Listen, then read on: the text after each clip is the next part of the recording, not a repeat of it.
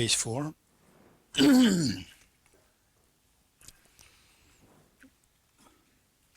I go for refuge until enlightened to the Buddha, the Dhamma, and the Sangha. By my accumulations of practice of giving and so forth, may I become a Buddha to benefit all sentient beings. I go for refuge until enlightened to the Buddha, the Dhamma, and the Sangha. By my accumulations of practice of giving and so forth, may I become a Buddha to benefit all sentient beings. I go for refuge until enlightened to the Buddha, the Dhamma, and the Sangha. By my accumulations of practice of giving and so forth, may I become a Buddha to benefit all sentient beings. Om ye dharma hetu prabhavam hetum tesham dathagato yavatat tesham chayo nirodha evam vati mahashramanaya swaha.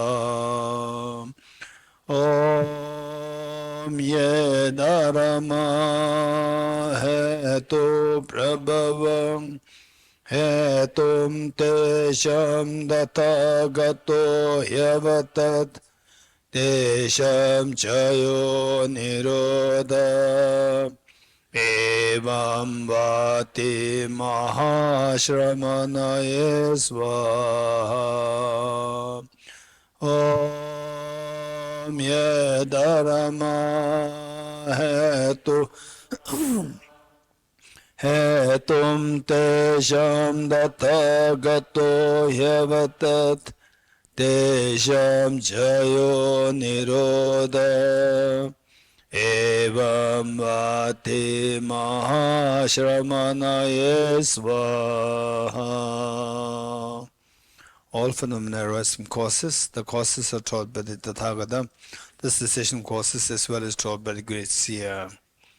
Okay, today we'll turn to page 149. No, sorry, page 141, 141.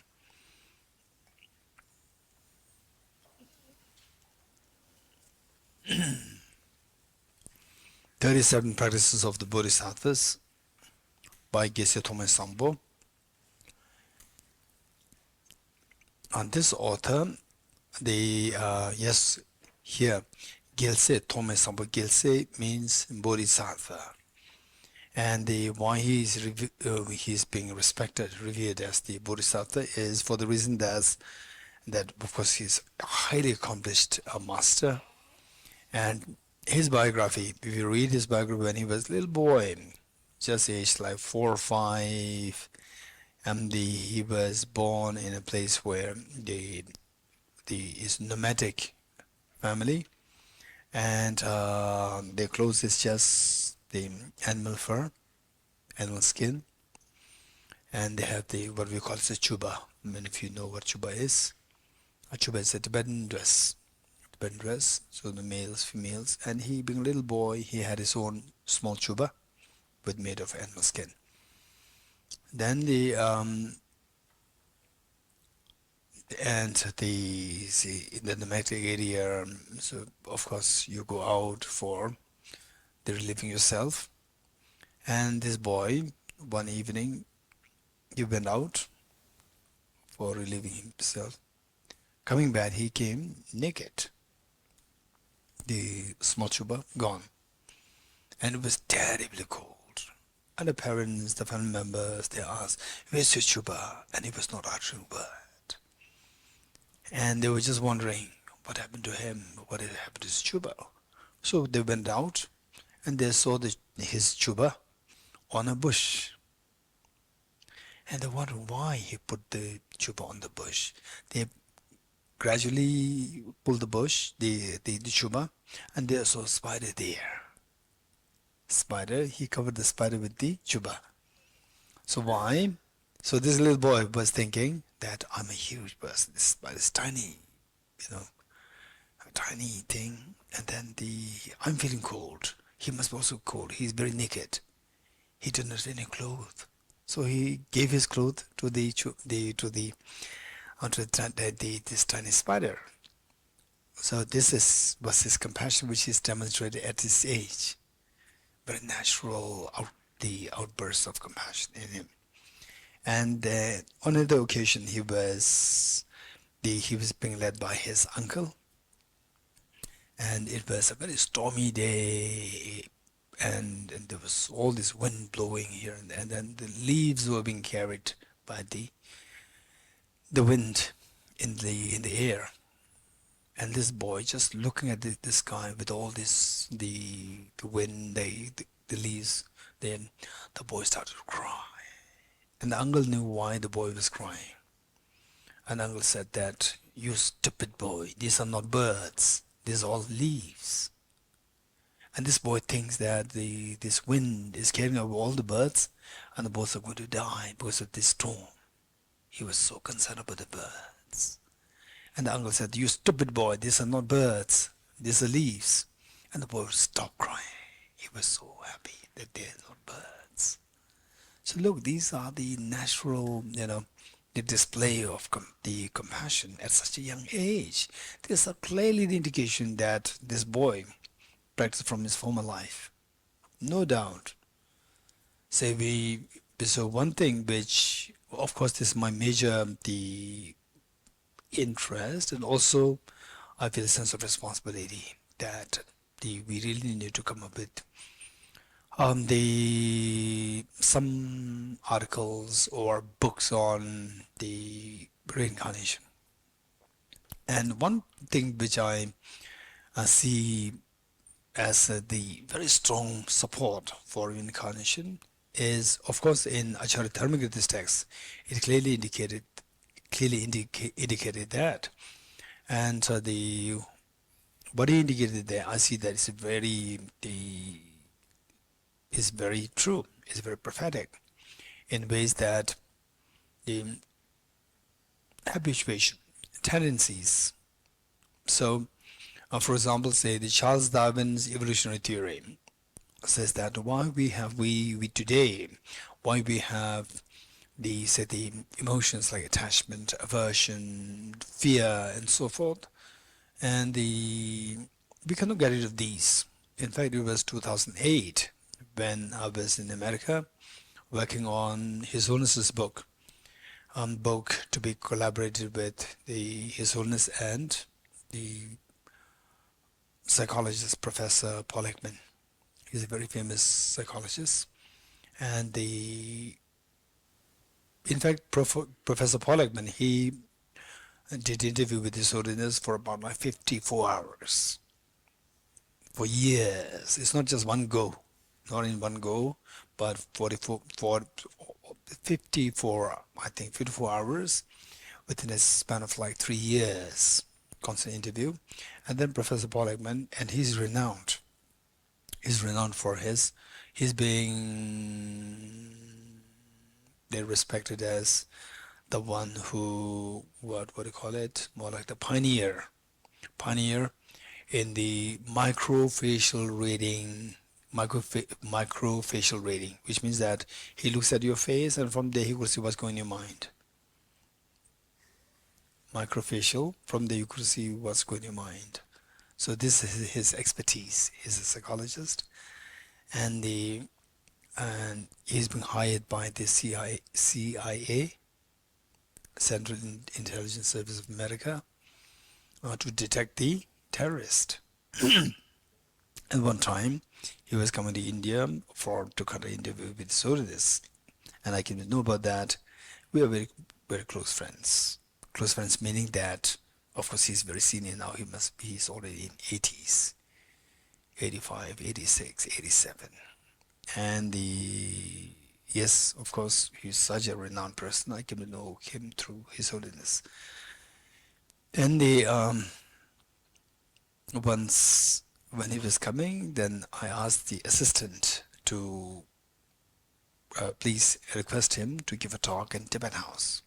And then Tibet House, we advertise. And he said that, the assistant said that, please don't advertise. You can organize talk, but don't advertise. If we don't advertise, how will people know? Right? So what it is that I advertise, and as I said, Mr. What is it? Mr. Jimmy or Jamie, something like this. And I said name changed. Right? because I should be honest. I should not be telling lies. So Mr. Jimmy, Professor Jimmy, name changed, right? And then I said, and then people were jam-packed. They was wondering why name changed, right? There must be a reason why name changed. It was a jam-packed. Okay, so this professor, um, so the Office of His Holiness sent me to his place in America for just for 5 days because he already worked on the book. All these 54 hours of interview that he conducted, he put them together in the form of a book. And then his Holiness' voice are there to make sure that his Holiness' voice are accurate. They stated. So the Office of His Holiness sent me there to just check His Holiness' voice there. And I was there for 5 days, and he was extremely kind to entertain me all the 5 days. And the first day was meeting with his family members. And the day two was meeting with his psychologist colleagues. And then he asked me to give a little bit of introduction and talk to not really talk, just introduce myself and what I do to his colleagues. There were like not too many, about 12, 13 of them were there.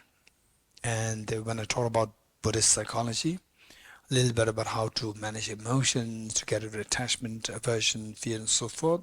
One lady psychologist who must be in her 30s, and I myself was in my 30s. She was also in 30s. She was ahead. Said that, but you talked about the eradicating the attachment, aversion, so forth. But this is not possible according to Charles Darwin's evolutionary theory. It's not possible. These are the emotions which the human beings require for our survival of the fittest. So we require these emotions for us to remain fit so that we can survive. If we don't remain fit, then we'll die and your species will terminate. And we require that for our survival. For example, attachment is required for us to gather the conducive factors. Without conducive factors, you will die. Without food, you will die. So the food is required, and for that matter, we require attachment to food. So with this attachment allow you to go to look for food. Then you get food, you eat it, then you survive. Likewise, the anger to get rid of your rivals, to get rid of the threats. And without anger, you will just entertain the threats, and threats will continue to abuse you. Then you die, and your species will discontinue. And then fear. If a tiger comes and if no fear, then you will not run. Then the tiger will pounce on you, maul you up, finish, and your species will terminate. So these are required for our survival. Number one. Number two, that these are the evolutionary gifts for us, gifts from the evolution.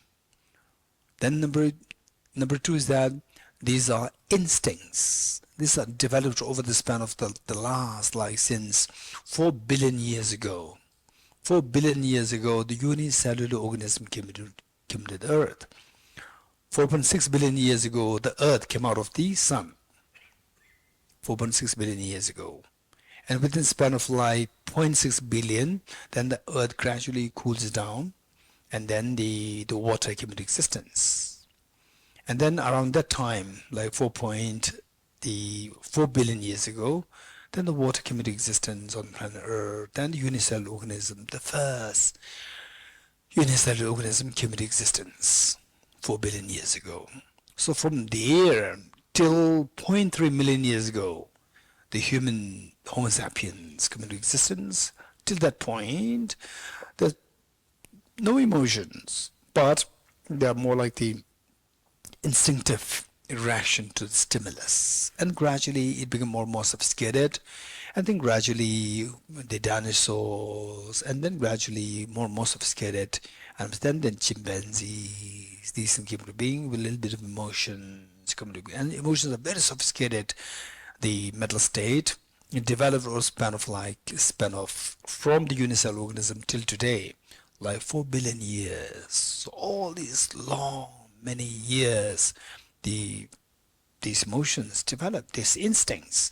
It's not that you just newly created them and you can discard them easily. No, they're instincts, you cannot get rid of them. Number two. Number two, even if you think you can get rid of them, we require them for a survival. These are the survival tools for us. So we cannot get rid of them. This is what she said. And yes, this is from the point of view of Charles Darwin's evolutionary theory. And the Buddha taught it opposite. Buddha said that they are the instincts. In the Buddhist psychology, there's the terminology is that the innate. What we have, the emotions, they're innate. But we have the non-innate emotions also. But predominantly, we have the innate ones. Innate ones, what the Charles Darwin evolutionary theory would call it as instinct. Same. So are they instincts? Yes. Can they be removed? Answer is 100% yes, according to Buddha's teachings.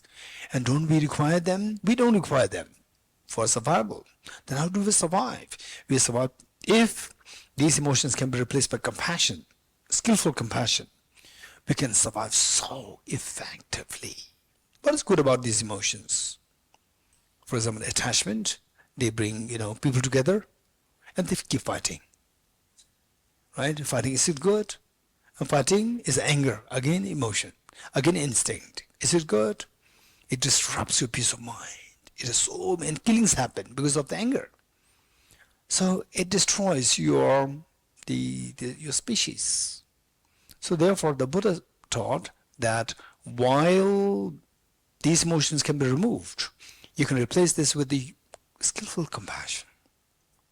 With skillful compassion, your species can survive extremely effectively. They can thrive. Not only survive, they can thrive. For example, today, say in this world, if the leaders, they're all like His Holiness the Dalai Lama, how many trillions of dollars go into the warfares? They will all be used for the human well-being, well-being of the animals, well-being of the ecology. So this is thriving, thrive the humanity. So because of this skillful compassion, because of which these emotions, for the Buddha, that these emotions, we don't really require them. They only destroy us. And this is one thing.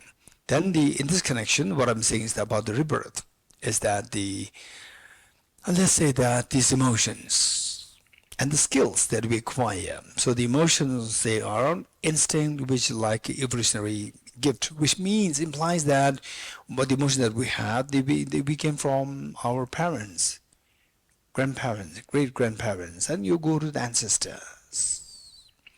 Now, if this is the logical assertion of the how it being instinct according to evolutionary theory, then for example, like Mozart, his skills in the music. So where did he acquire the skill? This genetic makeup of be responsible for this incredible talent, the music. Where did he get from? Did he get from the parents? No, the parents don't know how to play such beautiful music the way Mozart did. And then if you go back in time, go back in time, it will eventually reach to early men, 0.3 million years ago. Early men, they have no music sense. And you go back, it becomes even worse than the dinosaurs. No music sense. So therefore, where did it come from? It came from nowhere. It came from the past life. It's not random. Why not everybody has this? Why only he has this? Why not everybody else? Like Michelangelo, Leonardo da Vinci, these people. If you track back in time, early men, no sense of sculpture, no sense of painting, no Mona Lisa. Where did these skills come from? Come from somewhere. Not random. If random, why not everybody? Everybody wants to be great painters. Everybody wants to be Messi. Right? Young people, young boys. Right? Over there. Yeah, he wants to be Messi. But why not Messi? Because the skill is missing. Where did this skill come from? From my parents? No, parents are not good footballers. They don't know even how to hit a ball. Right? And they go back early men, no concept of football. Right? Where did it come from? So these are not random. Two possibilities. Either it should be random, or it should come from the ancestors. And then if these two are ruled out, then the only possibility left is your past life. What you trained from the past. These are only three choices. Otherwise, there's no choice. So this is so with this in mind, the 37 practices of Bodhisattvas, this great enlightened master, Gyaltse Tongme Sampo, he displays such a skill of compassion, amazing compassion. No doubt it came from his past life. And in this life, we can say that if you practice bodhicitta over time, over a span of like say 5 years, 10 years, 20 years time, and the bodhicitta, not only just the compassion growing, but the skillfulness and compassion both grown. From there you will get a very strong conviction that this will never happen as an instinct. It only came to me through my practice. You will get this feeling. Only came to me from practice, not instinct. For example, like compassion. In some cases, it can be instinctive. It can be, from a small child, displays the, very compassionate act of sharing. Some children, they get two and their brother they don't get anything, and the mother asks, they share, will say no. But some, they get only one, seeing that their brother didn't get it, sister didn't get it, they give it to the sister, brother, sharing. Why these people, they have done, okay, let's say this instinct. But one thing that is not instinct, it is through my own practice, is the bodhicitta. You practice it, and then you'll see that, okay, this is what I earned it, not given to my parents from my genes. I earned it, meaning I put effort. You get this experience. You see that if not practice, nobody can have this instinctively. You can feel this. From this, you see that from this, how come these emotions come? Then you go deeper, you see that is possible only through one's own effort in the past. So, past means you go back, in the mother's womb, you do not practice. So, what past? Beyond this, then is your former life. So this great teacher, you see that how he demonstrated his quality of compassion, no doubt we see it is practice. And the kind of the compassion that he demonstrated, for us to reach to that level, we see that it requires a lot of practice. With practice, yes, we can reach to that level. So from this, he also must have been through this practice. When? Not in this life, previous life. Okay, so what he wrote, they're extremely powerful. And the end, of course, he expressed so much humility, and the humility is so like, the expressing demonstrating the humility and extremely being humble, saying that I'm not a scholar, but look at his writings, you can see that he's an incredibly brilliant scholar and an accomplished master. Okay, let's read this together. Page 141, 37 Practices of Bodhisattva, Gyaltse Tongme Sampo. Namo Lokeshvaraya. Lokeshvaraya is Buddha of compassion. Avalokiteshvara, which we recite in Heart Sutra, is the same. Lokeshvaraya, the Buddha of compassion, or also referred to as the Bodhisattva of compassion. You see that all phenomena neither come nor go. Neither come nor go means what? No objectively coming, no objectively going, which means that objectively empty, they are like dream. You're getting it? Now that you already introduced emptiness, so this is how we began. So this is skillfulness, where compassion flows, but there's no attachment. No attachment, but knowing that everything's like dream. Yet the compassion flows. You see that all phenomena neither come nor go. Still you strive solely for the benefit of beings. Supreme Guru and Protector Avalokiteshvara, to you I continually bow with body, speech and mind. The perfect Buddhas thus also benefit in happiness. Arise from practicing the genuine Dharma, which in turn depends on knowing how to practice. So I will explain the Bodhisattva practices.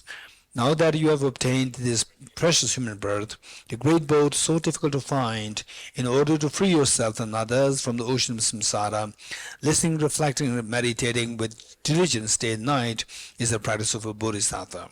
Passion towards their friends churns like water. Hatred towards enemies burns like fire. Through the darkness of ignorance, one forgets what they adopt and what they reject. To abandon one's homeland is the practice of a bodhisattva.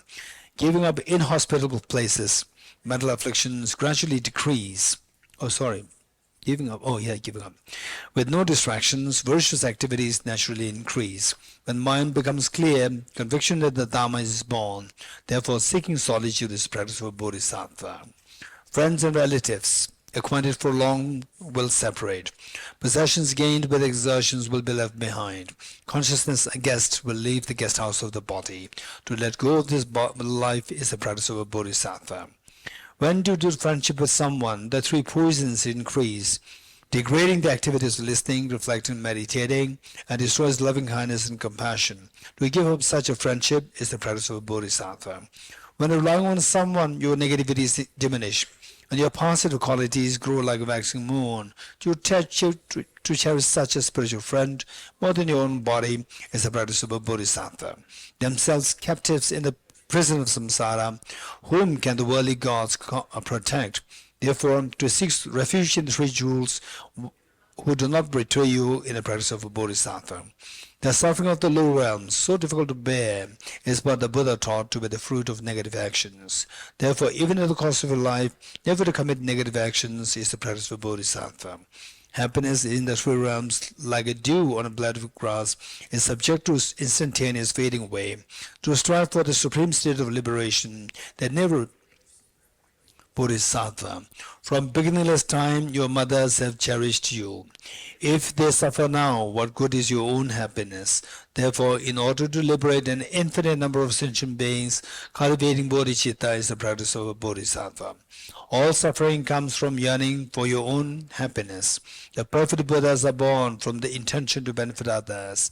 Therefore, to truly exchange your own happiness for the suffering of others is the practice of a bodhisattva.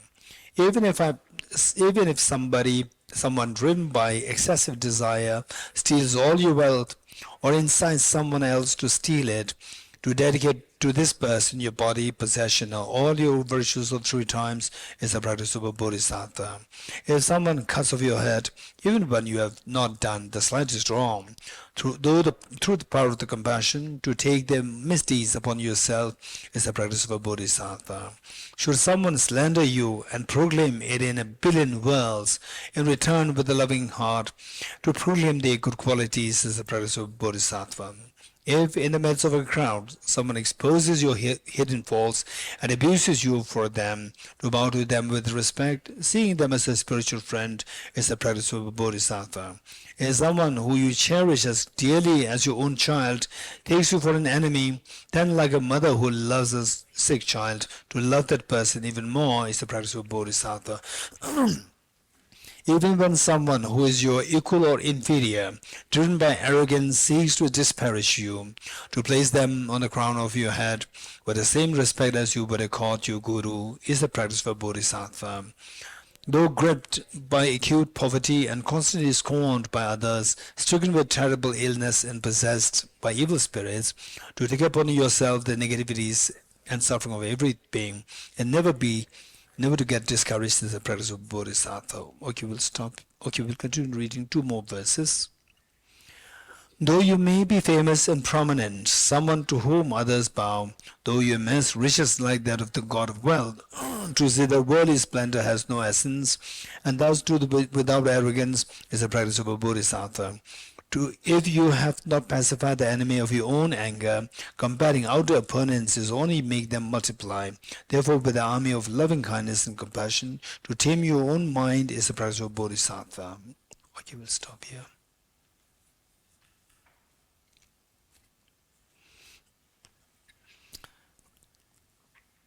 Okay, so let us continue with the bodhicitta. Bodhicitta, there are two methods, and in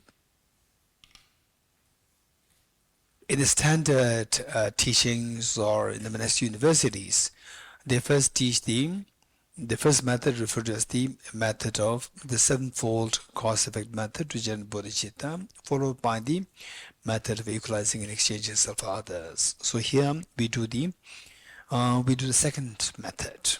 And the first method, I don't know whether we get time. We've only about like 6 sessions.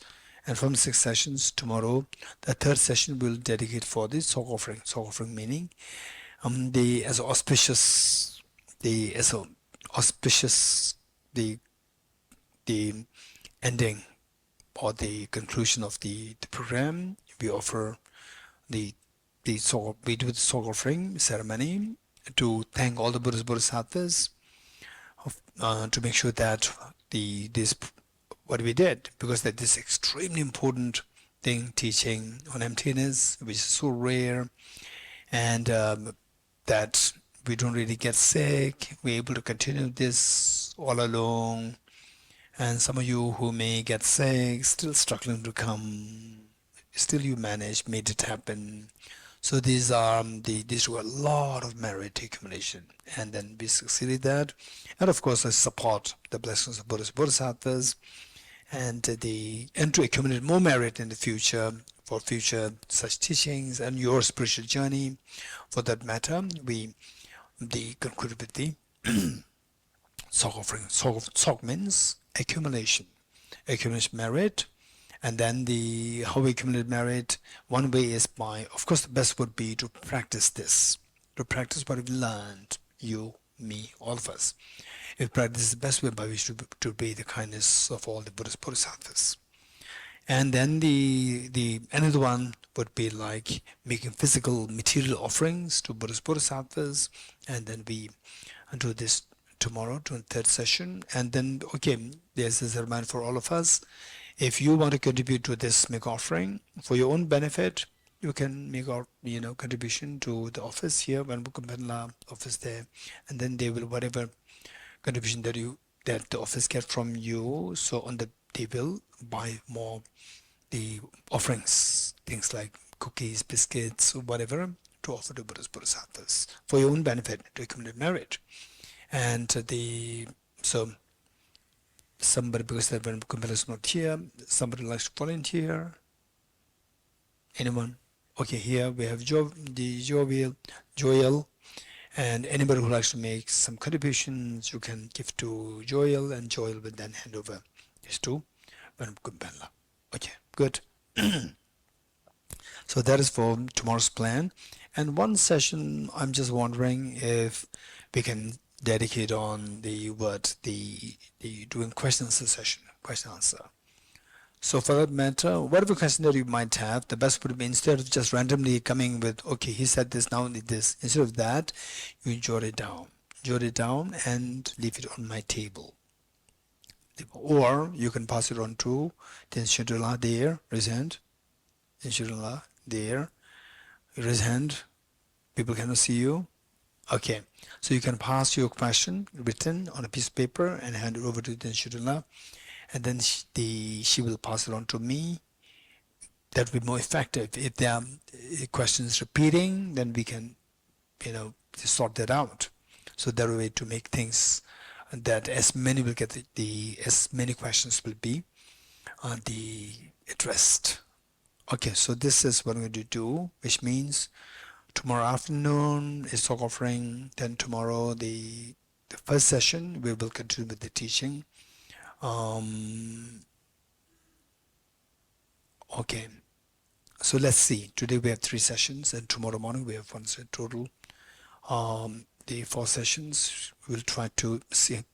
I don't know how long it'll take this method. Usually when we go do in more detail, it takes about like maybe 8, 9, 10 sessions for this method. The method of equalizing exchanges of others, which means that we're going to do quickly. And then we also have the Shreya's question on the emptiness of the emotion, and then about the 5 parts, Gade, Paraga, more detailed explanation of that. So we have several points to cover, and then question answer. Okay, good. The first this method the equalizing and exchanging self for others method, and the okay. So for this, there are 9 steps. There are 9 steps, and we need to remember the 9 steps.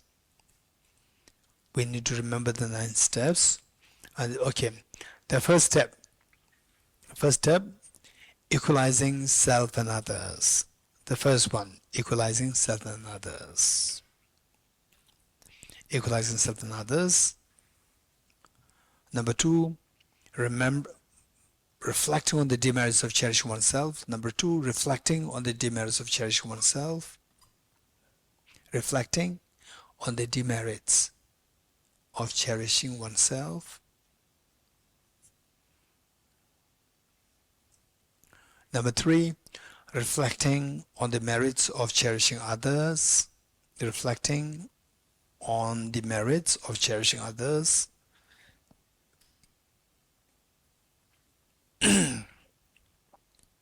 Number 4,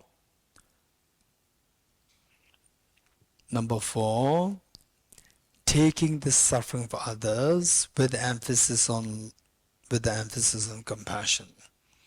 Taking the suffering of others with emphasis on compassion. Taking the suffering of others with emphasis on compassion.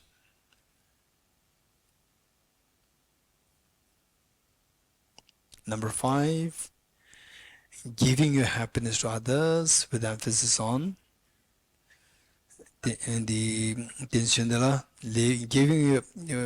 your happiness to others with emphasis on loving kindness. Okay, number 5. Can you repeat?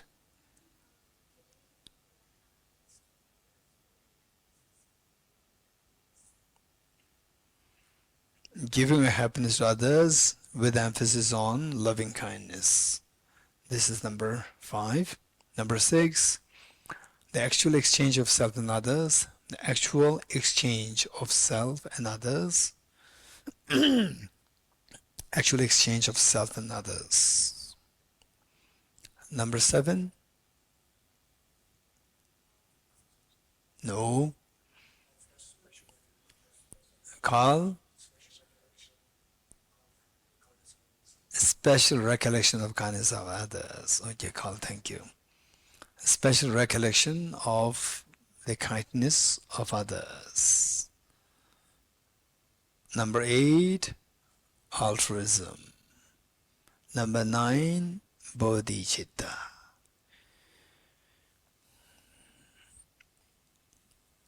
Okay, we need to first remember all these points. Number 1, equalizing self and others. Number 2, reflecting on the demerits of cherishing oneself. Number 3, reflecting on the merits of cherishing others. Number 4, taking the suffering of others with emphasis on compassion. Number 5, giving your happiness to others with emphasis on loving kindness. Number 6, the actual exchange of self and others. Number 7, special recollection of the kindness of others. Number 8, altruism. Number 9, bodhicitta. Okay. Just for information,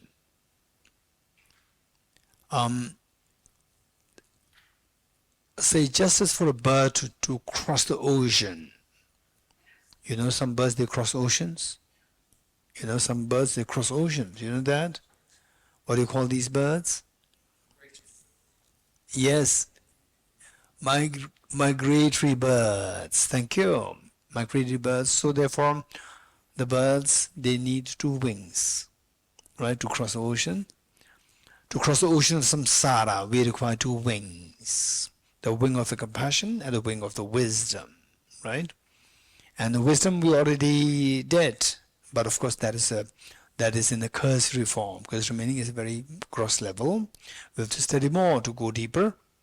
And not only the study more, that your intelligence, right? Who is that? Who yesterday that said why you couldn't give the answer to my second question? You remember mathematical problem? Didn't you? Yes, so you said fast and our mind works slow. You're getting it?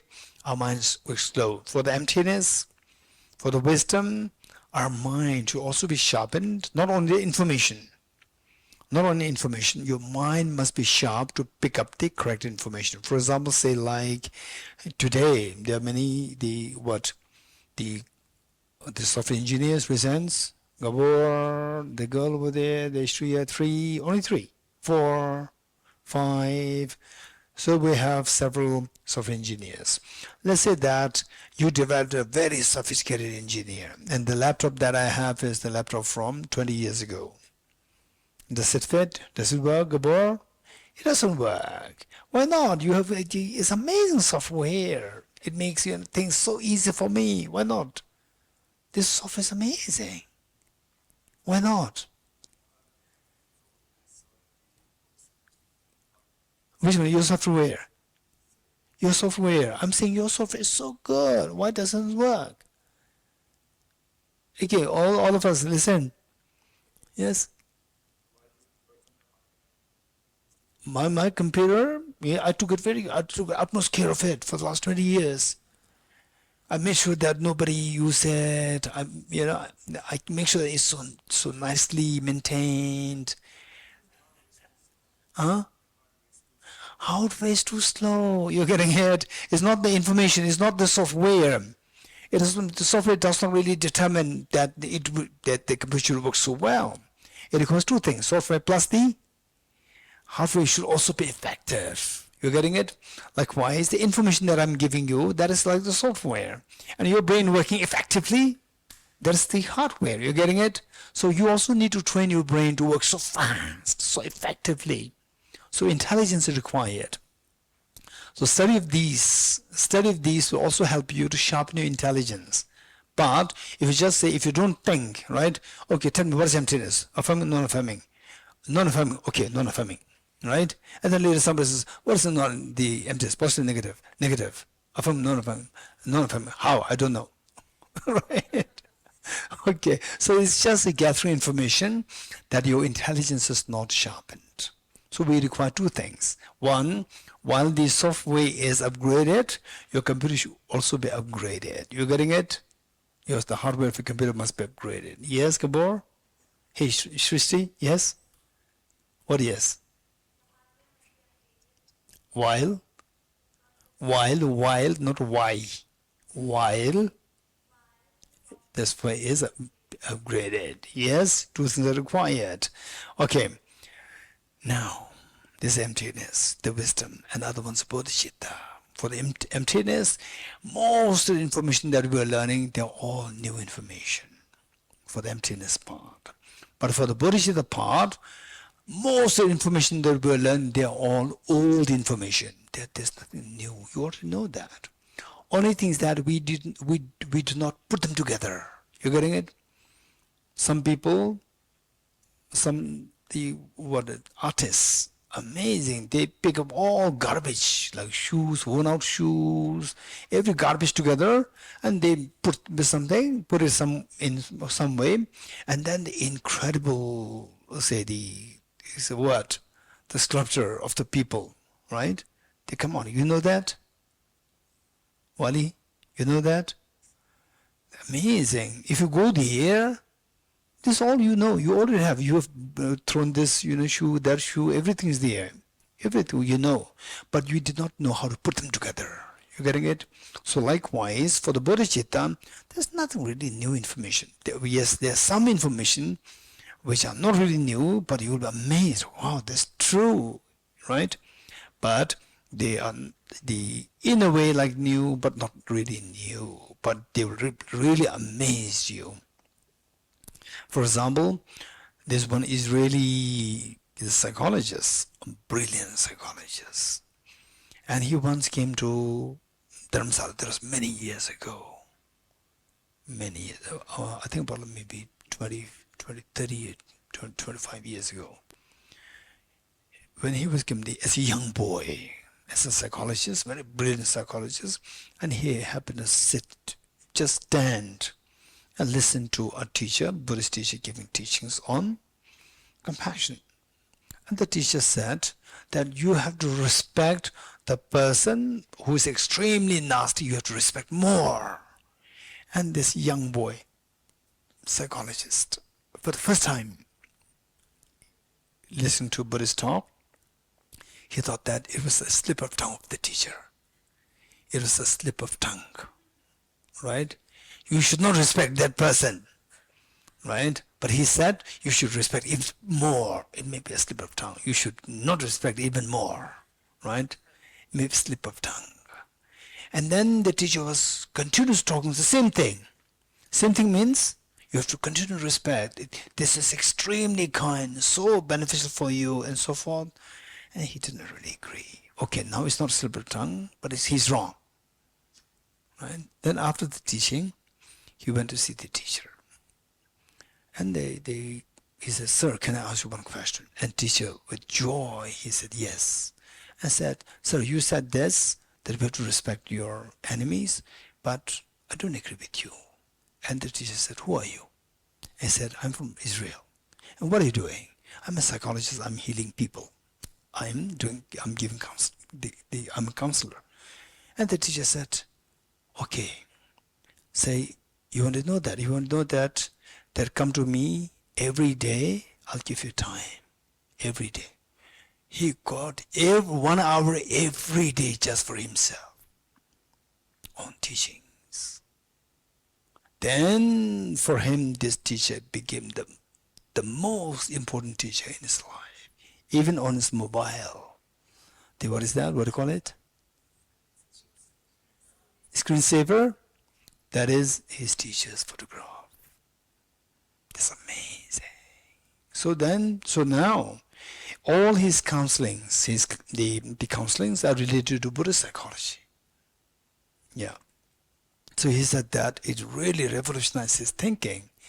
Okay.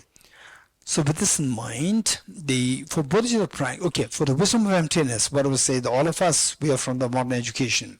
With the modern education, one problem is that we tend to have a sense of overconfidence, right? And with this, the problem is that you tend to be a little creative. For the emptiness, don't be too creative. If you become too creative, you end up in a creative state, right? Right? Don't be too creative with emptiness. With emptiness, always try to rely on an extremely standard text, very standard text. Not read any book on emptiness. If there's some book on emptiness, don't think that it must be standard. No, there are many books on emptiness which are not really helpful, which can misguide you.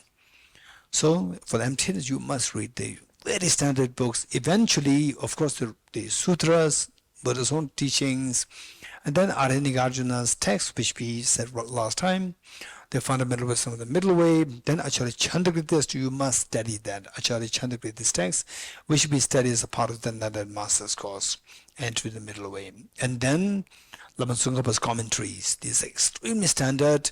And then now today we have His Holiness's books. The one book which would be very helpful is How to See Yourself as You Really Are.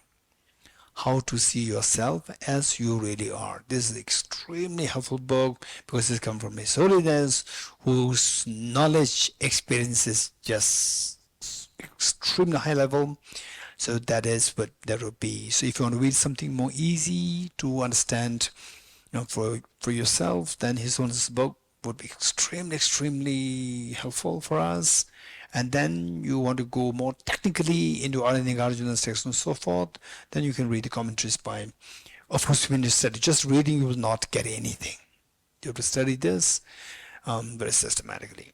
Okay, now for the Bodhisattva part, we can be as creative because the information that is required for the Bodhisattva practice, this is not something new. This is as you listen to me, you will see that I know that already. I know all these things. So the point is that for the Bodhisattva, you can be as creative, as creative, and the many teachers, what they say is that wisdom and emptiness, which of the two things you will realize first? This question oftentimes people ask, And then it says that for the wisdom of emptiness, you study. It requires a lot of studies. It requires a lot of studies and reflection, and it takes a lot of time.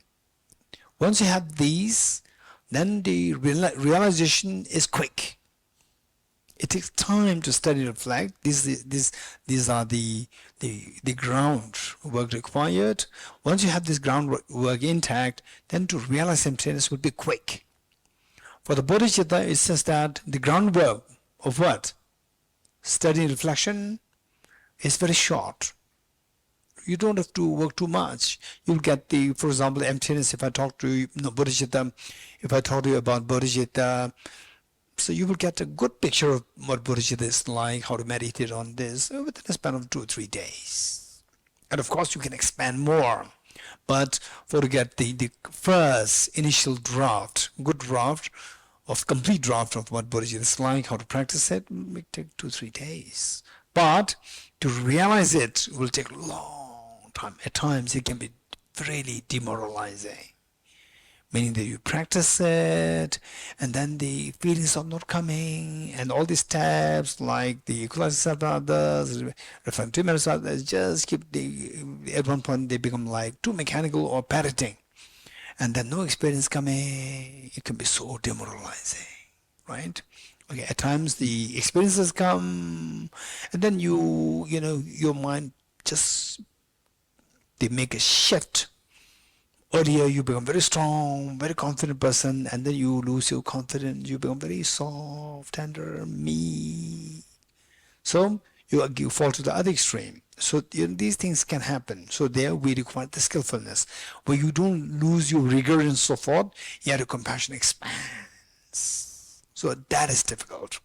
So in other words, the real bodhicitta is where your mind becomes really very soft. At the same time, you can make decisions so wisely without any lapse. So that is the bodhicitta. So for the bodhicitta, it'll take time for one to really feel that, to really get the some experience of that. But to get the knowledge is not difficult. Okay, this is just a background information. With this in mind, what is the first step? Equalizing self and others. So what we suggest is that we need to have these 9 steps. Don't alter the steps. 9 steps intact, and each of the steps, basic framework skeleton should be, you must have the skeleton, and then the addition things you can take from anywhere, any resources, what you've experienced, what you have read, what you've seen, bring them in this to enrich your meditation. Okay, so equalizing, the basic skeleton of equalizing self and others. What do you mean by equalizing self and others? Which means that yourself and all other sentient beings, we're equal in wanting happiness and not wanting suffering, number one.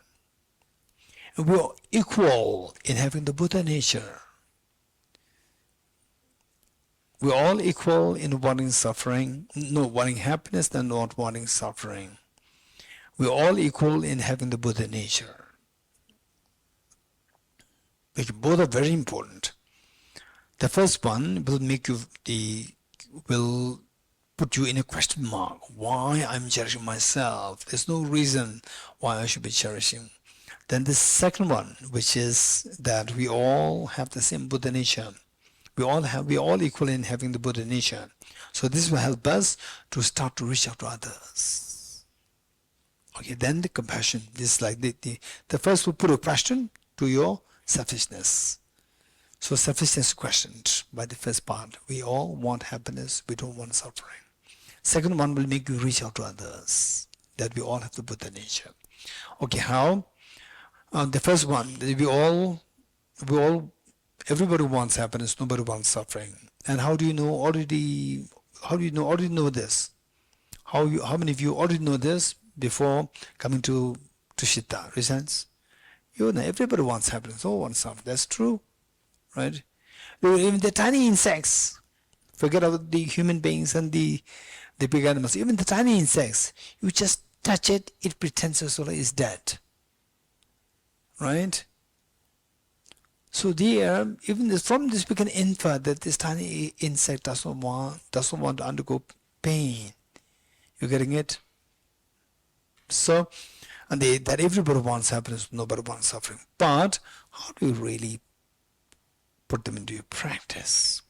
Is that just look at your own situation, how you react naturally, right? Say, let us be very honest. And whatever comes to your mind, you give an answer, right? Even if it's not realistic, it doesn't matter. But what comes to your mind, you give an answer. Let's say that we are extremely hungry, thirsty. Did you notice that in the cold weather, you feel like eating more? Did you notice that?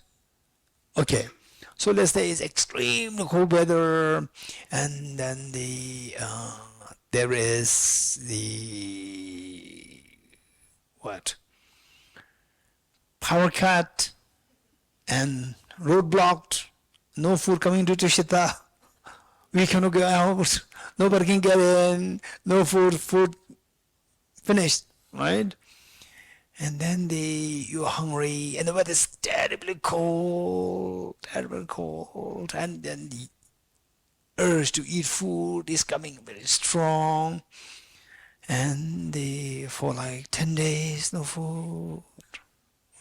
And then somebody brings a piece of bread, a small piece of bread. Who likes to have it? What do you say? Huh? Me. I'll have it. Right? Okay. And some people may say, let's share. Some people may say, let's share. But it's a small bread. And there are 50 people. How would you share this? Right? No, I'm going to give it to only one person. Who? Right? Some of you may say, oh, give it to others. But this thought may be genuine, may not be genuine. Genuine meaning you are highly evolved in compassion. If you are like me, ordinary people like us, then you think that, oh, give it to somebody else who is hungry. But when you actually hit with this pain of the hunger, then your answer will most likely will be different. I will have it. If you don't know this, you think about those times, French Revolution, Russian Revolution, in those days. You have read the history. In those days where there's a whole village, whole town, city, there's a food scarcity. You're getting it? Then some food comes in the market, everybody's struggling to get it, right? It's not that they are more selfish and we are less selfish. No, we are not in that situation. If we're in that situation, we'll say that I want it. Okay, let's say that I want it after 10 days of hunger, right? I want it. And then I ask you, okay, you give me a good reason. Why you and why not others? What answer you will give? Why you want this? Why should not it be given to others? Instead, I give it to you. Why? Just tell me. Be very honest. What answer do you think you'll give? Anyone? Yes. No. There's no more. There's only one. No, there's no way of finding roadblock. No, the question is, you want to have it. Why you want to have it? Why not others? Just give an answer. Yes, Nick. No, it's not. I'm not about is what will you say? I want it. Why you want it? I'm hungry. This answer. Others hungry too? Yes. You're getting it? In other words, what I'm saying is that there's no reason which will justify you to claim the bread for yourself. You're getting, we're all equal. At the most, the answer that you can give is that I am terribly hungry. Everybody's terribly hungry too. You're getting it? So therefore, we see that if you think like this, that's very true. That's very true. You're getting it? That's very true. We never thought about these things. And this is a reality. We know that, but we don't contemplate. We don't think like this. And it does happen. It does happen. So people can become so desperate. In fact, at the time of the Buddha, That is what is known as the ogress. What is ogress? Hey, what is ogress? Ogress, you don't know. Anybody who knows ogress? You don't know. Yes, over there. Your name? Lily. Monster. Female monster is known as ogress, and the male monster is known as ogre. Okay, so I trust the two of them. Okay, ogre and ogress. At the time of the Buddha, there was one ogress, Mother Ogress, and she had 500 children. And she was on the verge to eat her children. And the Buddha stopped the ogress. Don't do that. And she told the Buddha that, what can I do? I'm extreme hunger and I can control this hunger. This hunger is really taking a toll on me. I cannot bear this pain. You getting it? In some cases, they say the mother and the child, and parents and the child. And parents love the child so much. But when the parents, they go to acute pain. Whosoever right next to somebody out of love touches you, you feel the pain, and then you just push the person. You're getting it? Usually you'll never do this. But this pain is so acute, we don't understand this. You're getting, till you have that experience, you will not understand this. So this mother ogress was about to eat her own children. And the Buddha stopped the mother ogress. Don't do this. And the mother ogress replied that, I love my children, but this pain is so acute, I cannot contain it. And the Buddha said, don't worry. For you, I'll give you food. And you protect your children, I'll give you food. So look, this is a compassionate Buddha. Then Buddha instructed his disciples, the monks, that afternoon, when you eat your meal, leave the last part of the meal for this ogress. You getting it? Leave the last. This is the rule the Buddha made. The monastics, you have to leave the last part of your meal for this ogress, because I made a promise to this ogress, I'll give you food. And the Buddha, don't think that the Buddha, he can manifest food every whole year, like we should be very real in those days. You're getting it? The Buddha because we don't have the karma to see the Buddha like, somebody who, but he did perform many miracles, but he assumed as just an ordinary human being. And then he instructed his disciples that I made a promise to this ogress to give food so that she will not eat her children. She is suffering terribly. And so, because to fulfill this promise, we have to fulfill the promise. So all of us will keep the last part of the portion of the food for the ogress. And then to all the other spirits. So that's what the Buddha instructed. So look, what I'm saying is that, so there, the pain is so acute. So, when you go through this pain, then you say that I will have it. Although while you're not in pain, you will say, okay, we'll share it, give it to somebody else. It's very easy. Right now, if I bring a chocolate, who likes to have it? Right? Then you say, hey, Oscar will say, give it to others. I know. Right? But generally, right, today you say, oh, give it to others, it's fine. But if you're acute hungry, this is how emotions work. So self-centered attitude will kick in. You getting it? Okay. So there you have to ask the question, why I have to have it? Why not others? Why me? Because I'm terribly hungry. I'm terribly cold. I'm terribly feeling so miserable. Others also feeling cold, others feeling miserable, hungry. Yes, you're right. Then you see that your self-centered attitude is questioned. And then, yes, that's true. When you say that, that's true. In a way, you are telling your self-centered attitude that that I am not somebody who is particularly the one deserving this. We're all same. So it is challenging your self-centered attitude. You're getting it? This is something which is very important. Okay. How many you notice that, under such situations, there are this situation where I demonstrated my selfishness. Raise let's be very honest. I demonstrated my selfishness. No, I don't remember any such situations. Raise right? Okay, you're on your aeroplane, right?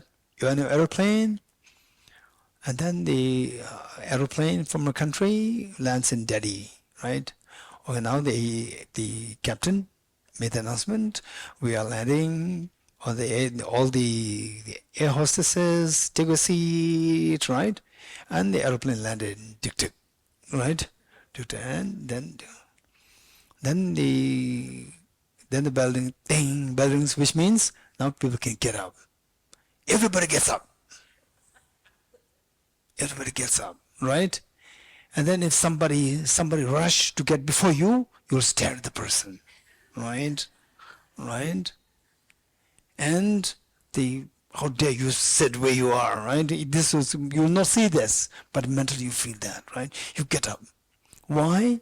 You want to go first. You agree? You want to go first. Somehow you want to get out earlier. Get out earlier and what? Then you all get up in the baggage claim. You don't get your baggage first. Right? Again, you're in the same place. You go first or you go last, there's no difference. This is how stupid our mind is. How silly our mind is. We know that we're all going to go in the same hall, baggage claim hall, we're all going in the same place. Right? Not that you go first and you reach your home first. No. Your baggage will not come first. Right? But look at the psyche, so silly, extremely unwise, that I want to get first. These are the instincts. You're getting it? Selfish instincts. You say that somebody cuts you, right? So what's there? Let him go and we'll all meet again there. Right? But this is not happening to our mind. This is how we have the feeling that I'm more important than you. Right? By no means I'm less important than you. This is our attitude. This needs to be fixed first. So by reflecting on the equalizing of self and others, we're all equal. Just keep reasoning. Why I'm doing this? So later, the airplane, now you're going back. When the aeroplane lands, remember this, right? Remember this and observe your mind. How your mind behaves. You getting it? I know I learned from Bodhicitta, Tushita, that yes, this is very true. We all end up in the baggage claim, same place, but then we all want first. No, not today, I will not do that. Today I will not do that. Today I'll sit. Right? And everybody gets up. Ding, and everybody gets up. Right? And then you sit down. And observe your mind, how your mind behaves. Your mind says, no, get up. Your mind will tell you, no, get up. No, I should be sitting. There's a resistance. You could feel the resistance inside. You feel the resistance, you are fighting against your instinct. You're getting it? When your resistance feels, no. When you say no means, you're saying no to somebody. Who is that somebody? Get up. No, everybody's getting up. No, you get up, right? And then the people around you front and those with your row, they left. And somebody behind you, going. And you sit. And then the self-centered will tell you, now look, even the back, they were all, now the whole airplane is going to be empty. Still you got to sit. Go. And you say, no. Right? No. And then you look. And then there's 2-3 people behind your row, they are left. Oh no, I must have to go, right? I must have to go. Then the selfishness becomes even more aggressive, and then you listen to it, and you also, then somebody comes, you also stop, and you go there, right? And then you come to realize, is it true what he said?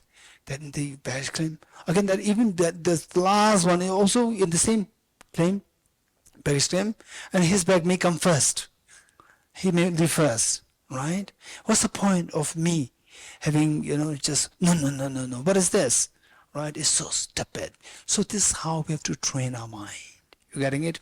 In practical terms. Okay. So just learn how to observe your mind, how the mind reacts naturally. And when you try to do against how the mind reacts, naturally reacts in a very instinctive way, this is how we are training. This is known as the training the mind. You're getting it? Good. So this is about the equalizing self and others. This one teacher.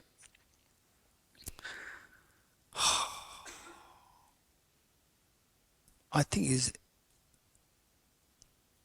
99 or 98, His Holiness Kandin Rinpoche. Amazing. You just see him and you from his just facial glow, this incredible calmness, tenderness there. You just see his face. Amazing. So he must be in his, and there was like in early 60s, India just gained independent, and CCP took over Tibet, and His Holiness and the bunch of Tibetans, they came to exile, and he was also there. This great teacher, master, later became His Holiness Kandin Rinpoche. He passed away many years ago, and yes, I had the honor of having. I didn't get the chance to receive teachings from him, but of course I had the honor when I was very young. I had the honor of having met him, and just amazing. So he must be in his like maybe 40s, and he was already a great, the master, highly respected, and he has his attendants. They were all young. Attendants, they have all the muscles, young boys, young monks, muscles. And in those days, people, the trains, unlike today, everybody has this, the train, the ticket, the booked, you see it all confirmed, but in those days, no money, and also the facilities were not that as great. India was just independent country, independent young nation. And then the train, everybody just got a simple ticket, which means that a bogie bin compartment for 70 people, 100 can go in. You getting? Which means that 70 will not get seat, right? And then who's it come first? What is that? Come first? First come, first serve basis, right? And that's also not true. Who's the muscle has get a seat, right? It's not first come first. Okay, so the people crowding there. And then this teacher, he was on the bench, and his students, meaning his disciples, they were struggling to get a seat there, pushing everybody there and getting into the train and make a seat empty for him. And then they would come to invite, sir, the seat is ready. And the teacher would say, who are all these people? Who are all these people, with them? Now these disciples, they know he's very smart, this teacher, logician, philosopher, psychology, he knows. But he was asking, who are these people, right? So his students, they know what he's saying, right? They're all going with us. That the students will say, yes, right? Yes. Then why do we need the seat first, and why they don't get the seat first? We are same. Let him go. And then he will go last. And then all others get seats, and he will not get seat, and his students will not get seat. Keep standing. He doesn't mind. This is the teaching in action. Compassion in action. The practice of equalizing self and others in action. You're getting it? So these are things that we need to think of. How much we are actually in practice, we're doing this. In real life, we're doing this. For example, like one example that I simply, because that we don't get much time, I'll also share whatever thoughts are important. For example, like, say how many of us, when we cook pasta, potatoes, boiled pastas and so forth, and then hot water goes into the sink. Presents, right? In the sink, do you know, millions and trillions worms are there, and these worms will be dead. You put this hot water directly into the sink, they will all die. Remember that. We are all equal. We don't want to die. They don't want to die. And then the hot water comes, they're burned. We are burned instantly. We are taken to ambulance. For them, there's no ambulance. We have to think of that. This is equalizing self and others. We have to think of all these things. We should be extremely, extremely practical, extremely kind in this sense. What you don't want, don't do that on others. Even unconsciously, we should be mindful of these. So, if you have to drain the hot water, right?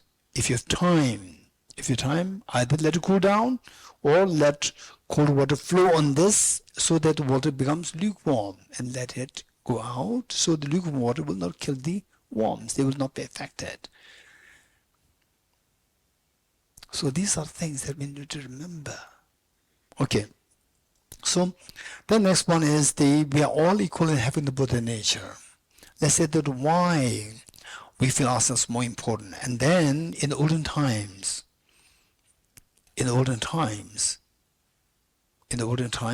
we talk about, let's say, the prince is considered very important. Prince is considered very important. Why? Because he's going to become the next king. You're getting it? So why next king is very important? Because king is so important because that the king protects us. And what gives us the greatest sort of protection is when you become a Buddha. King is nothing.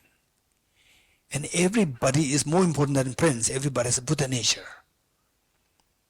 So if somebody is to be seen as important, say, I'm more important than others.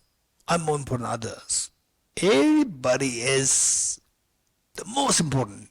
Everybody is Buddha nature.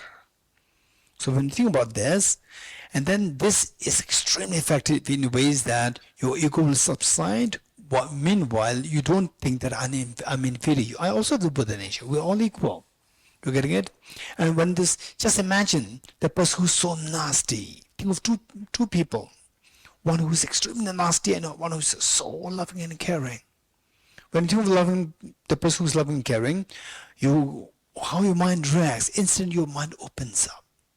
You agree? Whereas when you see the nasty person, instantly your mind shrinks. Right? It becomes like very close and shrinks. So, just imagine this so-called nasty person also has a Buddha nature. If his Buddha nature manifests, he will behave better than what you call as a good person who makes you feel comfortable. He will behave better. He will be more cordial, more embracing. And when you just think of the Buddha nature of this person, how will this person behave? The person will just look at it with so much compassion. Will just see in what way I can help this person. This is how the person will react. The moment you think about this, instantly your agitation, anger will subside, irritation will subside. It's a beautiful practice.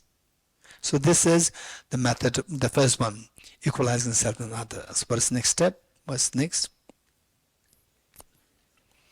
Reflecting on the demerits of cherishing oneself, and the next one is reflecting on the merits of cherishing the others. So these two are the first one, equalizing self and others. This is the creating the foundation. To say that I may become Buddha for the benefit of all sentient beings, to take care of others more than myself, which is a huge step that you're taking. But at the moment, so what is your mindset? Your mindset and what you are aiming to attain, aiming to achieve, these two are there's such a contrast between the two. One wishes to work for all sentient beings, and the other, where you are now, wishes to just help yourself, ignore everybody else, being indifferent with everybody else.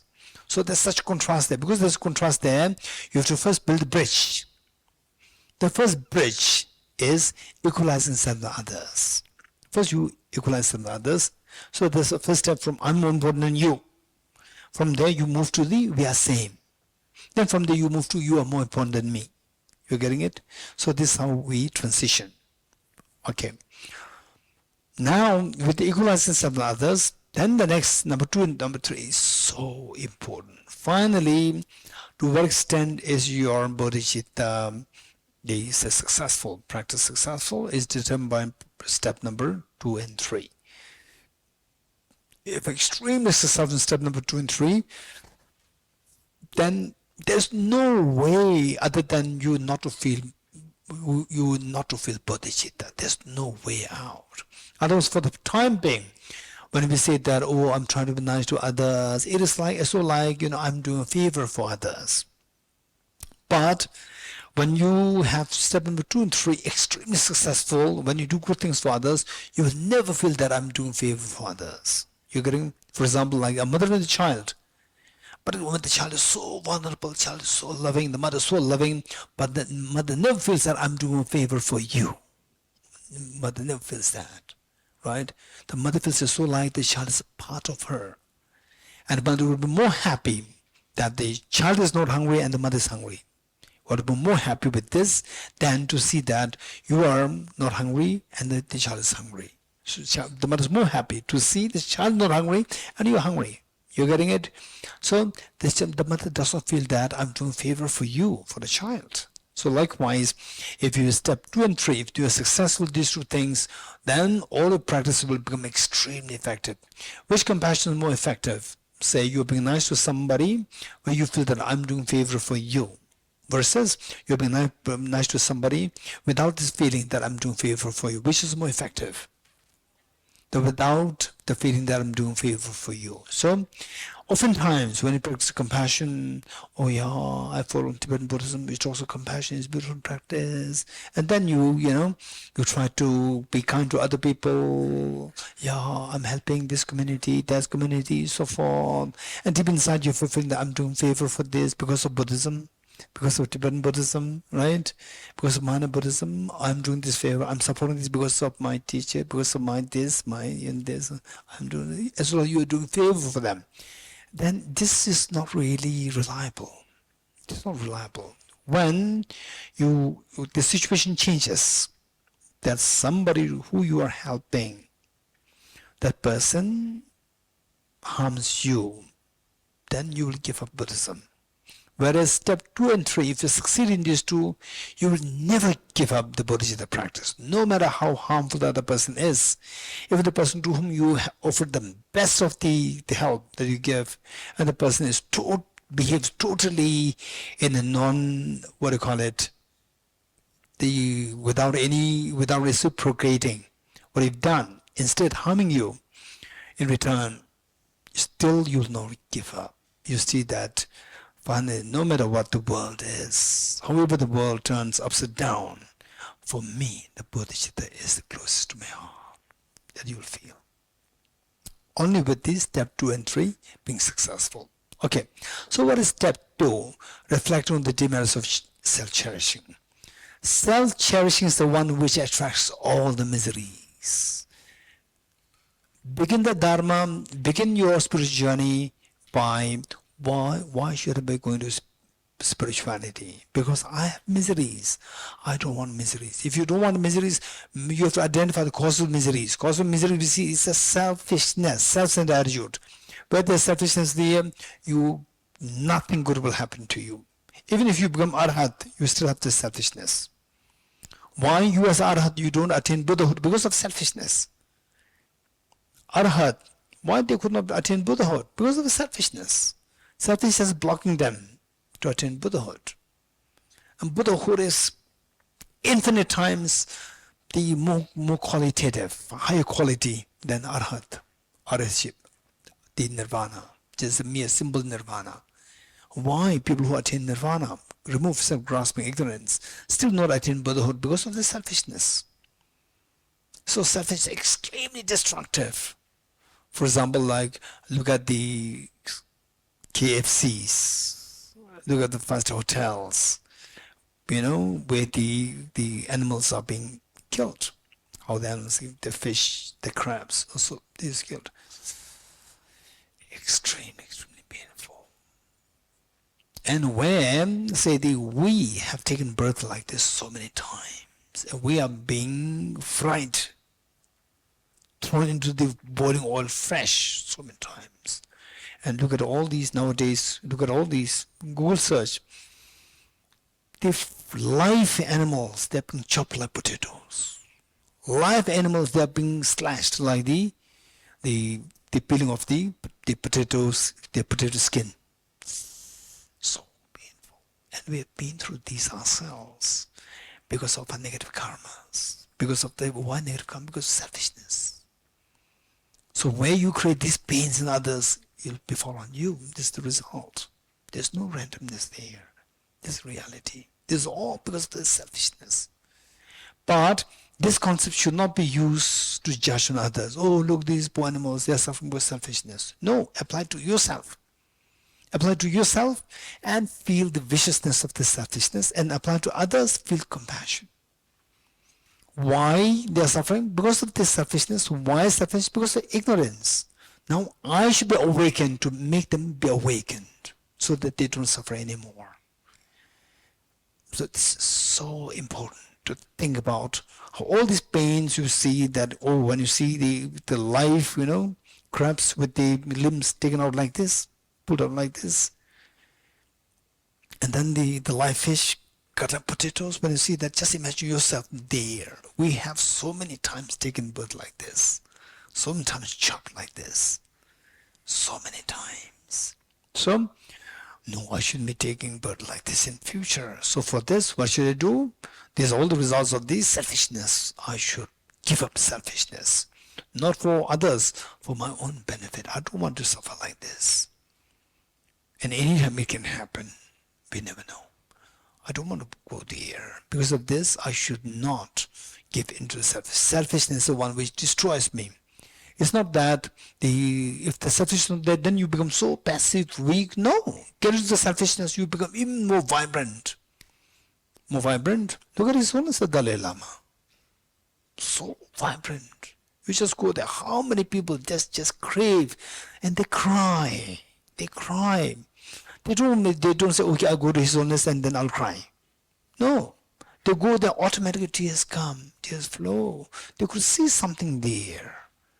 And so much confidence and so much of beautiful tenderness of love and affection and the wisdom, all imbued, all radiating from His face. So I must become one like Him. I shouldn't suffer like this. This is how I can become one day if I don't give give up this self-centered attitude. I must give up this self-centered attitude.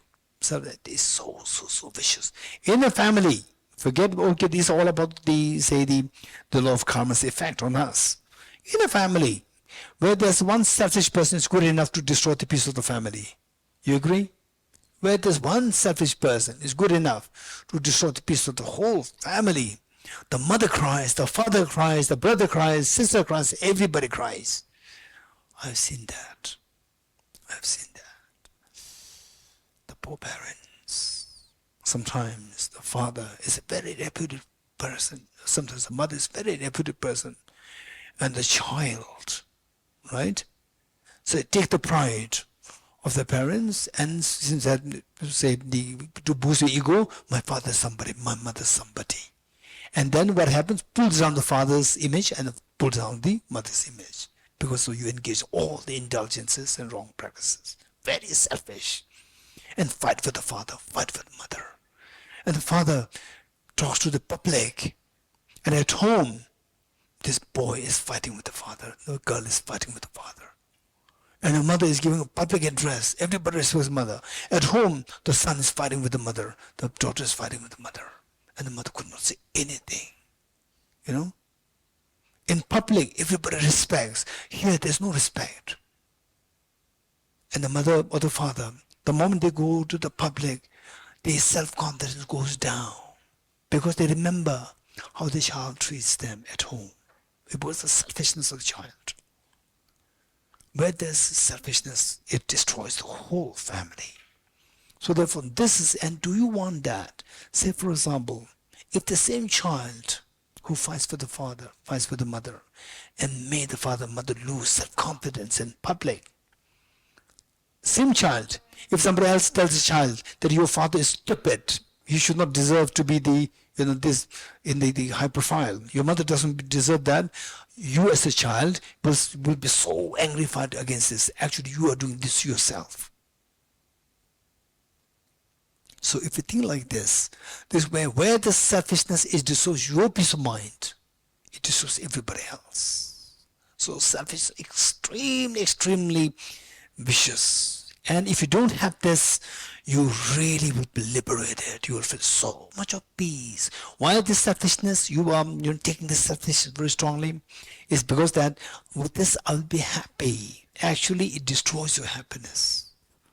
This extremely the stupidity of us to resort to selfishness, thinking that this will give me happiness. No, it'll only give you miseries.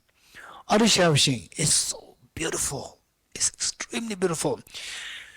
Where there is one person, say the one who governs the whole family, is somebody extremely loving, caring, other cherishing. The whole family feels the ambience of peace.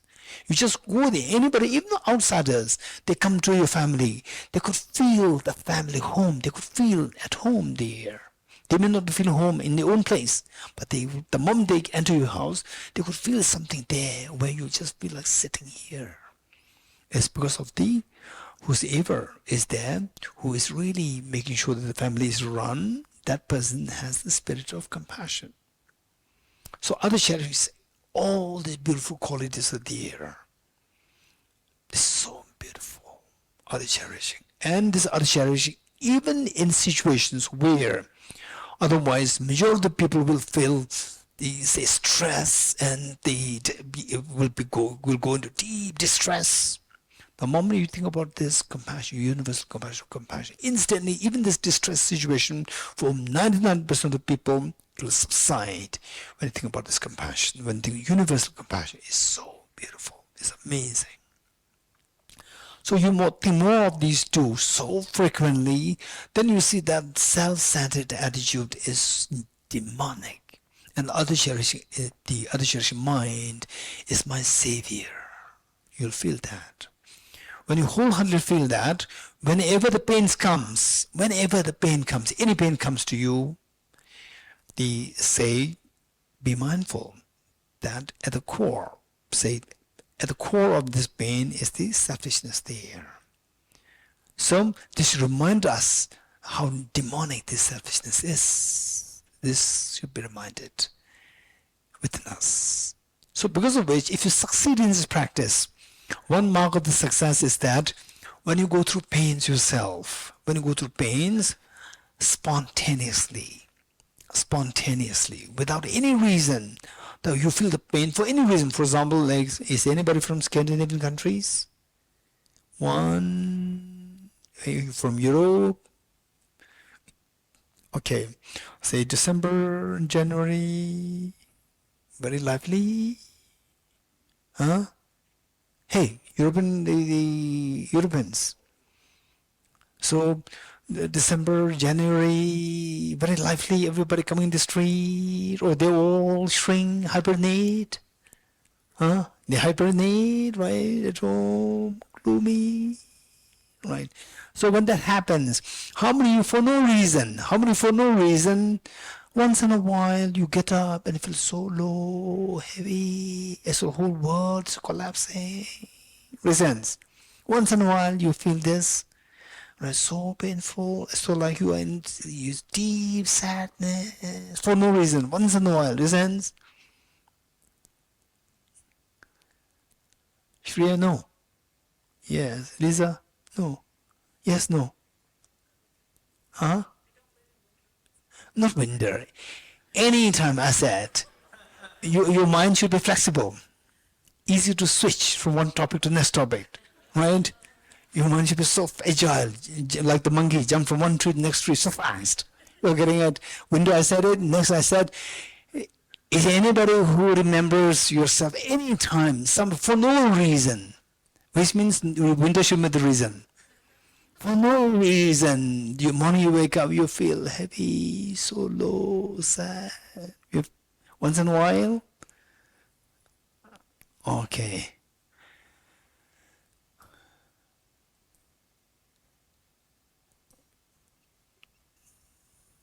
Okay, Risai? You felt it? Your name? No, the lady, young one. Hoshi.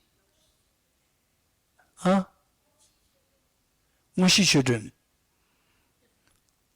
Okay, Mushi children. What is Mushi children? Mushi means clairvoyance. Children is the lamp of the Dharma. The lamp of the Dharma. Yes. The one of the clairvoyant who is the lamp of the Dharma. Okay. Okay, Mushidullah. You had that experience? Good. Okay. No, it's not good. Okay. Okay. So the point is that when these things happen, right? When these things happen, then sometimes you feel so hopeless, right? So like nothing works, everything is not in favor of me. But if you practice these two steps so well, step number 2 and 3 so well, even when you go through these phases of life, when you feel so low, instantly, spontaneously, without any reasons, the blame will go towards the self-centered attitude. You getting it? Look, again the self-centered attitude is acting on me. I feel so low now. I feel so sad now. Self-centered attitude is acting on me. You getting it? It's very funny. It's very strange. The blame should not go on yourself. Look, I'm so bad. Again, like I'm so selfish. Again, the pain, I was feeling pain. The blame should not go to the self. Blame should go to the selfishness. You getting it?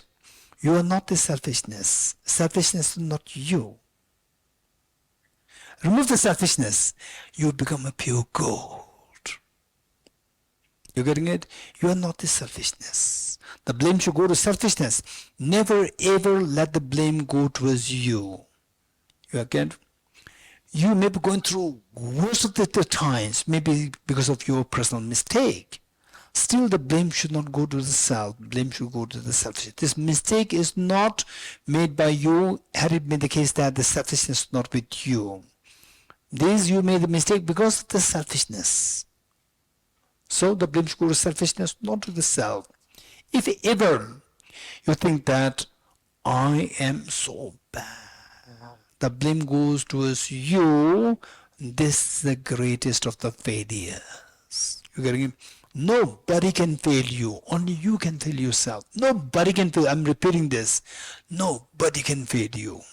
Nobody, even if you are in a situation where everybody looks down upon you, but nobody can fail you. It's only you who can fail you. When you say that, I hate myself, finish. Nobody can protect you then. So, you are not the selfishness. Don't hate the self, hate the selfishness. Remove the selfishness, and this you is so beautiful. This you, the self, you are so beautiful. It's amazing, so brilliant, vibrant, so fresh. Remove the selfishness. So, when the anger, the moment moment you feel that again I feel so low. Yes, my selfishness is responsible for this. Again, look, my selfishness is acting on me. Again, it's acting on me, is harming me. So you are like grabbing the teeth, right? You grab the teeth, you feel happy or not happy? You feel very happy. Now I got the teeth, right? Likewise, you got the selfishness, the thief. You got it. It's the moment your blame goes to the selfishness, right? Believe it or not, early you're feeling low, instantly that will disappear. You'll feel so light. It's amazing. The moment the blame goes to selfishness, instantly you feel light. Earlier feeling the sadness, gloominess, it instantly disappears. That's amazing. It's amazing. Okay. So that is reflection on the merits of cherishing oneself and the reflection on the merits of cherishing others. That must be done as many times as possible. And so even these, for example, the mental stress, anxiety, sadness, that you don't feel like doing anything, and so these are all because of the karmic effect. What is karmic effect? You did something in the past, and these karmas, the result is undesirable. Because the results are undesirable at the root, on the karmic level, the selfishness and self-centered attitude, these two are included. These two are the so this self-centered attitude, selfishness, it creates the arrows, and self-centered attitude shoots the arrow. You're getting how many arrows are they shot by you in the past? Millions of arrows are shot, and they're still in the air, right? They hit us one by one. Duck, duck, duck, duck, duck, duck. You become sick, right? And then another arrow hit you, right? And then the COVID hits you, another arrow hits you, and then they say that what? Oh, sadness, something wrong happened in the family. All these arrows hit you. How many arrows are still in the air? You don't see them. Millions of arrows are there. So what should we do? What's the wise thing to do? Put in the armor. Armor, arrow hits you, duck and falls. Arrow will not affect you. What is the armor? Armor bodhicitta. Arrow is what? Arrow of self-grasping ignorance, and the arrow hit by this self-centered attitude. Right? So armor should be wisdom of emptiness and the bodhicitta. These two armors, the arrows come, they'll hit you and they'll fall. They'll not affect you. Right? So when you're affected, it means that they say you don't have the armor. Who makes you know they have the armor? So you try to put the armor of wisdom of emptiness, coming to this retreat for 10 days, right? Armor, and then instantly, right? So self-grasping ignorance will remove the armor of the wisdom of emptiness. So you become very bare. Then the arrow will be very effectively hit you, and you're affected. So the point is that the self-grasping ignorance, self-centered idea is so vicious in two ways. One, creating the arrow and shooting the arrow from the past. Initial trigger was the self-centered attitude, self-grasping ignorance. Then the arrow, in order for the arrow to hit you, you should be weak. You agree? If you are strong with the armor, then the arrow cannot do anything. So in order for the arrows to hit you and that you'd be harmed, that you should be vulnerable. And what makes you vulnerable? Again, that is somebody who removes the two armors. Who removes the two armors? Again, self-grasping. It removes the armor of the wisdom of emptiness, and self-cherishing removes the armor of, bodhicitta. You're getting it? So when these armors are removed, who removed the two armors? Again, self-grasping and self-centered attitude. Who shot the arrow? Self-grasping and self-centered attitude. So initially the arrows shot by these two demons, and now when the arrows hit you, they remove the two armors by these two demons. If you think of this more and more, then you say these two are the real demons. Nobody else to blame to. These are the two demons. The more we think about this, then you like to run away from the demons. Yes? Run away from the demons. Okay. Let's say that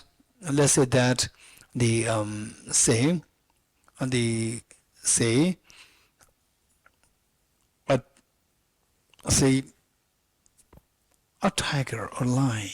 A tiger chases you, and you have your, extremely huge size ferocious dogs who love you so much, right? And they can fight the tiger very easily. 10 of these dogs, right? The moment then what do you do when the tiger is chasing you? What do? You go towards the dogs, right? And the dogs are there to protect you, right? So likewise, when you see that you are being chased by this self-centered attitude, what will you do? You run to a safe haven. What is a safe haven? Other cherishing bodhicitta.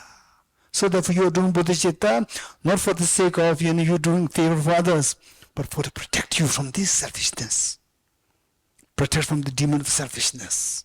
So every time you do something good for others, you feel that what a great opportunity for me to run away from the selfishness. Right? So that way you'll never feel that I'm doing something for you. That I'm doing something for myself. I'm protecting myself by running away from the self-centered attitude. So the point is that those people who run away from the selfishness to run towards the self-centered, the other cherishing, these are wise people. Those who run away from this other cherishing, run towards the selfishness, these are unwise people. Wise and unwise, finally we have to determine that on the basis of the outcome. Where you get the happiness that you see, this is wise. Where you get the miseries which you don't want, that is unwise. So go towards the selfishness, you get miseries only, unwise. You go to other cherishing, you get happiness all the time, that is wise. Okay, we stop here. Om Gati Gati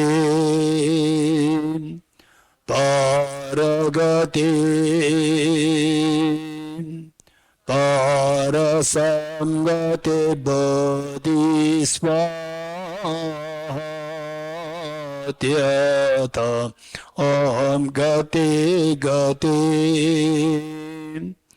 Paragati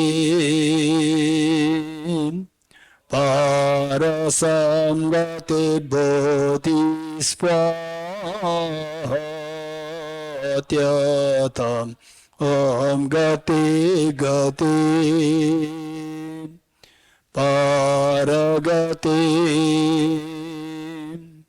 Parasangati Bodhisvatyata Om Gati Gati Paragati Parasangati Bodhisvaha.